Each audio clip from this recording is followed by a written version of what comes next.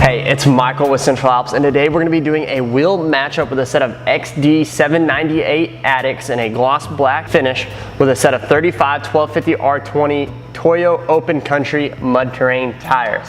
Now these XDs are offered in a 16, 17, 18, and 20-inch wheel. They're offered in a matte black finish and a matte black with a machined face finish. There are some of the most popular wheels on the market. They're made by XD, they're Addicts. Besides that, there's not a lot to say. They look great on Jeeps and trucks. They're just a clean, classy wheel. These 35 1250 R20 Toyo open country mud terrain tires, they are what they are. They're Toyos, they're the best of the best, they're the name brand, they cost the most, they ride the best. If you're looking for a mud terrain tire and have no budget, or you just want the best tire, this is the tire for you. They balance well, they handle well, they ride well. The biggest thing is just make sure you keep them balanced and they will last you and they will be good to you.